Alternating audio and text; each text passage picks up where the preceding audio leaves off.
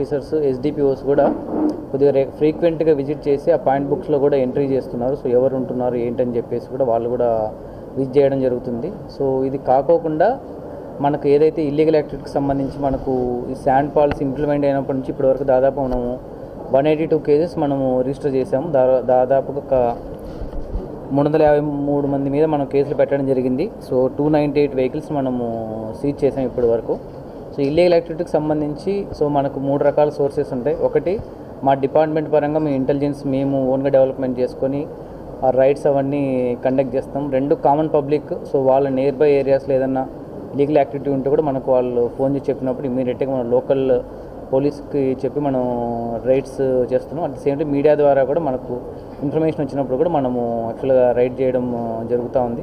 So కొన్ని ప్లేస్లు ఎక్కడైతే మనకు ఇల్లీగల్ యాక్టివిటీస్ జరుగుతున్నాయి వాటి సోర్సెస్ కూడా ఆల్రెడీ ఐడెంటిఫై చేసుకొని సో కొద్దిగా ఫ్రీక్వెంట్గా మనం మన డిపార్ట్మెంట్ వాళ్ళని వెరిఫై చేసుకోవడం జరుగుతుంది. ఎక్కడైతే ఇల్లీగల్ జరిగే ప్లేసెస్ కూడా మన డిగ్గింగ్స్ కూడా అంటే వెహికల్స్ మూవ్మెంట్ లేకపోయినట్టు కూడా గుంతలు తవ్వడం ఇవన్నీ కూడా మనము చేస్తున్నాం. సో నా మీడియా వాళ్ళకి నా రిక్వెస్ట్ ఏంటంటే సో ఏదైనా ఇన్ఫర్మేషన్ ఉంటే మీరు ఎనీ టైం మీరు నైట్ టైం కాల్ చేసినా కూడా ఈవెన్ నేను కూడా అవైలబిలిటీ ఉంటాను.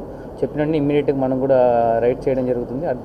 అదే కాకున్నట్టుగా revenue department, mining department, police department కూడా మనం జాయింట్ రైడ్స్ కూడా చేస్తున్నాం. సో నిన్న కూడా దాదాపుగా 5 కేసులు రిజిస్టర్ చేసి 9 ట్రాక్టర్స్ మనము సీజ్ చేయడం జరిగింది. సో మీడియా వాళ్ళు కూడా ఏంటంటే మనకు ఇది గవర్నమెంట్ ఎంతో ప్రతిష్టాత్మకంగా తీసుకొని చేస్తున్నది కాబట్టి మనం కూడా ఏదైనా ప్రింట్ మీడియాలో మనం రాసేటప్పుడు కూడా కొద్దిగా ఇంపార్షియల్గా రాస్తే బాగుంటుంది. ఎందుకంటే మెసేజ్ ఎలా మనం ప్రాపర్గా జనాలకి రీచ్ అయ్యేటట్లు ఉండాలి. సో మీరు చెప్పేదాన్ని బట్టి కూడా జనాలకి దీని మీద ఒక ఒపీనియన్ వచ్చేస్తున్నాడు, పర్సెప్షన్ అనేది వస్తుంది. కాబట్టి సో ఏదైనా ఉన్నా కూడా మీరు డైరెక్ట్గా ఎనీ టైం మీరు చెప్పొచ్చు. ఎందుకంటే ఇది మనం ఎవరైతే కన్జ్యూమర్స్ ఉంటారో వాళ్ళకి రీచ్ అయ్యేటట్లు చేయడమే మన మెయిన్ ముఖ్య ఉద్దేశం కాబట్టి అది అందరి రెస్పాన్సిబిలిటీ. సో మా సైడ్ నుంచి కూడా ఏమైనా ఇష్యూస్ ఉన్నా కూడా మీరు డైరెక్ట్గా చెప్పినా కూడా మనం దాన్ని కూడా రెక్టిఫై చేసుకుంటాం. గ్రౌండ్ లెవెల్లో ప్రాబ్లమ్స్ ఏం ఫేస్ చేస్తున్నామని చెప్పేది కూడా చెప్తే కూడా మనం దానికి తగ్గట్టు కూడా యాక్షన్ ప్లాన్ ఒకటి తయారు చేసుకోవడం జరుగుతుంది. Thank you.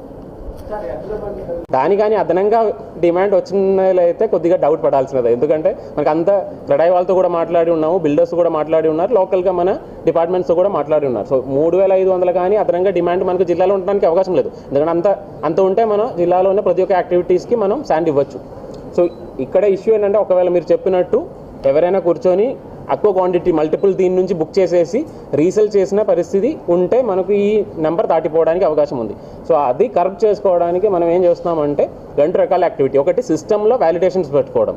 సిస్టమ్ అంటే ఒకే మనిషి మల్టిపుల్ సారీ బుక్ చేయకుండా ఆ విధంగా అంటే ఆధార్ కానీ లేదంటే ఫోన్ నెంబర్ కానీ లొకేషన్స్ కానీ అంటే ఒకే మనిషి ఒకే లొకేషన్ ఒకే కంప్యూటర్ నుంచి multiple ఆధార్స్ multiple phone numbers book చేసుకున్నట్లయితే అది కరెక్ట్ చేయడము. సో ఇలాంటివి యాక్టివిటీస్ చేస్తే కొంతవరకు సిస్టమ్ లెవెల్లో మనం ఈ యొక్క యాక్టివిటీని తగ్గించేయచ్చు. అది సిస్టమ్ లెవెల్ యాక్టివిటీ అదొకటి. రెండోది ఫీల్డ్లో ఏ విధంగా చెక్ చేయాలంటే ఒకవేళ ఈ బుక్ చేసిన అతను నిజంగా అక్కడ శాండ్ వాడుతున్నారా లేదా అది రెండోది చెక్ చేసేస్తే ఈ యొక్క అంటే రీసెల్లింగ్ టైప్. ఎందుకంటే ఆయన ఇక్కడ కావాలి అంటే అక్కడ శాండ్ మనకు జిల్లాలో చూస్తే ప్రస్తుతానికి 60,000 టన్నుల పైన శాండ్ మనకు 3 శాండ్ స్టాక్ యార్డ్స్లో అవైలబిలిటీ ఉన్నాయి. లాస్ట్ ఒక ఆగస్ట్ 15th నుంచి మనము శాండ్ సప్లై ఈ 3 స్టాక్ యార్డ్స్ నుంచి స్టార్ట్ చేయడం జరిగినాయి. లాస్ట్ ఒక 1 మంత్ ఆల్మోస్ట్ ఒక 25 రోజుల్లో 25 రోజుల్లో సుమారుగా ఒక 33,000 టన్నుల పైన ఆల్రెడీ శాండ్ డిస్పాచ్ చేయడం జరిగినాయి. ఇవన్నీ కూడా ఏపీ శాండ్ మేనేజ్మెంట్ పోర్టల్ అని చెప్పి ఏపీ శాండ్ పోర్టల్లోనే ద్వారా ఆన్లైన్లో ఎవరైతే బెనిఫిషరీస్ ఎవరైతే కావాల్సిన వాళ్ళు ఆన్లైన్లో బుక్ చేసేసుకొని పంపించడం జరిగినాయి. దీనిలో ఒక డైలీ కెపాసిటీ అంటే సుమారుగా ఒక 4,500 దాకా లాస్ట్ సాటర్డే వరకు పెట్టడం జరిగింది. సో ఇప్పుడు 4,500 వరకు డైలీ అంటే ఇనీషియల్గా ఈ స్టార్టెడ్ విత్ 1,500 ఎందుకంటే 500 అలా తీసుకోవడం జరిగింది. అక్కడ నుంచి 4,500 పెంచుకున్నాము. 4,500 నుంచి 7,500కి ఈ రోజు నుంచి పెంచుకుంటాము. ఒకవేళ మీరు చెప్పిన విధంగా ఒకవేళ ఇంకా డిమాండ్ ఉంది అంటే స్లాట్ బుక్ చేసి నేనే అందరికీ కోరినది ఏంటంటే శాండ్ లేదు అని చెప్పి మల్టిపుల్ టైమ్ స్లాట్ బుక్ చేయవద్దు. ఎందుకంటే మన దగ్గర శాండ్ సఫిషియెంట్గా ఉన్నాయి. కావాలంటే క్వాంటిటీ ఇంకా కూడా పెంచుకుంటాము. సో 7,500 ఎందుకంటే నా దగ్గర ఇప్పుడు ఆల్రెడీ స్టాక్ యార్డ్లో ఉన్న స్టాక్ 60,000 టన్నుల పైన ఉన్నాయి. సో అది కాబట్టి 7,500, ఒకవేళ కావాలంటే 9,000 చేయొచ్చు, 12,000 కూడా చేసుకోవచ్చు. సో అంటే డిమాండ్ ఒకసారి చూసుకొని మనం ఆ విధంగా పెంచుకోవడానికి అవకాశం ఉంది. సో ఎటువంటి ఆ ఇష్యూ అయితే లేదు. ఖచ్చితంగా మీకు ఒకవేళ ఈ స్లాట్ బుకింగ్ది టైం లైన్ ఏంటంటే ఇది మన జిల్లా స్థాయిలో లేదు. Slot booking time line it is completely online system, centralise system. So slot booking time line, slot ఎప్పుడు ఓపెన్ అవుతుంది అప్పుడు బుక్ చేయాలి. సో మీరు చెప్పినట్టు ఒకవేళ నైట్లో ఇది ఓపెన్ అవుతుంది అని అది ఒకటి ఉందంటే ఖచ్చితంగా మనం పై దృష్టిలో తీసుకెళ్తాము. That we will take it up to. మీరు ఒకటి వినండి, it's a completely online portal.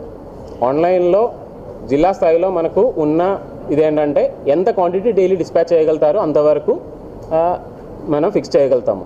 అంతేగాని బుకింగు ఇవన్నీ కూడా కంప్లీట్లీ అంటే మనిషితో సంబంధం లేదు. ఎందుకంటే ఎవరైతే బుక్ చేసి ఈ వ్యాలిడేషన్, మీరు చెప్పినది ఒక రీజన్ ఉంది. ఎందుకంటే ఇనీషియల్గా నేను కూడా చెప్పి ఉన్నారు కదా ముందు, ఎందుకంటే వాళ్ళు స్వయంగా తీసుకెళ్ళిన వాళ్ళు చాలా ఎక్కువ మంది వచ్చి ఉన్నారు.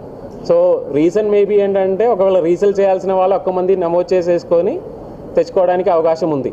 సో అది మన ఇనీషియల్ ఒక 1-2 వీక్స్ రన్ చేసినప్పుడు మనకు ఆ ఫీడ్బ్యాక్ వచ్చింది. కాస్ట్ అవుతుంది, ఎందుకంటే యూపరైజేషన్ మోడల్ ఏంటంటే ఏ నుంచి బీకి తరలించాలంటే ఎంత డిస్టెన్స్ అని పోర్టలే డిసైడ్ చేయడం జరుగుతాయి. ఆ డిస్టెన్స్ బేస్ చేసుకొని ఆటోమేటిక్గా మన దగ్గర ఉన్న స్లాబ్ ప్రకారం ఉన్న ట్రాన్స్పోర్టేషన్ రేటు వాళ్ళకి అక్కడే కనిపిస్తాయి. ఆ అమౌంట్ కూడా ఏపీ శాండ్ మేనేజ్మెంట్ పోర్టల్ ద్వారా పే చేయడానికి అయితే అవకాశం ఉంది. ఒకవేళ దీని మీద ఏదైనా కంప్లైంట్ వచ్చినట్లయితే, ఎందుకంటే ఇనీషియల్ స్టేజ్లో మన జిల్లాలో మేజర్గా వచ్చిన కంప్లైంట్ ఏంటంటే ట్రాన్స్పోర్టేషన్ రేటు కొద్దిగా అదనంగా అంటే పెంచుకొని తెచ్చుకున్నారు అని చెప్పి కంప్లైంట్ వచ్చినాయి. అది సాల్వ్ చేసుకోవడానికి ఈ విధంగా మనం యూపరైజేషన్ అని ప్రభుత్వం తీసుకురావడం జరిగింది. సో ఇప్పుడు ట్రాన్స్పోర్టర్స్ అందరూ కూడా మనతో కలిసి అంటే ఇది ఒప్పుకున్నది కాబట్టి ఎక్కడ కూడా ఈ యొక్క రేటు పెంచుకున్నారని చెప్పి కంప్లైంట్ రావడానికి అయితే అవకాశం లేదు. ఎక్కడైనా అలాంటివి కంప్లైంట్ వచ్చినట్లయితే ఖచ్చితంగా గ్రీవెన్స్ మనకు ఒక టోల్ ఫ్రీ నెంబర్ ఇవ్వడం జరిగింది. అదేవిధంగా మనం ఒక కంట్రోల్ రూమ్ టైపు పెట్టుకోవడం జరిగింది. సో దీంట్లో కాల్ చేసేసి కంప్లైంట్ రిజిస్టర్ చేయొచ్చు. అదే కాకుండా మనకు వచ్చిన బుకింగ్స్ అన్నిటి కూడా ఒక 8 మందిని 2 షిఫ్ట్లో మనం పెట్టుకొని ఆ బెనిఫిషరీస్ అందరితో కూడా కాల్ చేపిస్తున్నాము. సో బెనిఫిషరీస్ ఎవరికైతే అంటే వాళ్ళు మన దగ్గర గ్రీవెన్స్ రిజిస్టర్ చేస్తున్నది కాకుండా మనమే మన దగ్గర, ఎందుకంటే డైలీ డిస్పాచ్ ఒక 300-400 ట్రక్కులు ఉన్నదైతే ఆ 400 బెనిఫిషరీస్తో కూడా మన వాళ్ళు కంట్రోల్ రూమ్లో కూర్చోబెట్టి వాళ్ళది ఫోన్ నెంబర్స్ ఎలాగో ఉంటుంది కాబట్టి వాళ్ళతో మాట్లాడుకొని we're coordinating with them. So ఆ 400 మంది దగ్గర నుంచి కూడా ప్రతిరోజు ఫీడ్బ్యాక్ తీసుకోవడం అయితే జరుగుతుంది. ఒకవేళ ట్రాన్స్పోర్టేషన్ ఏదైనా లేట్ అవుతుంది, ఒకవేళ ట్రాన్స్పోర్టర్ రెస్పాండ్ అవ్వట్లేదు అంటే మన కంట్రోల్ రూమ్లో ఉన్న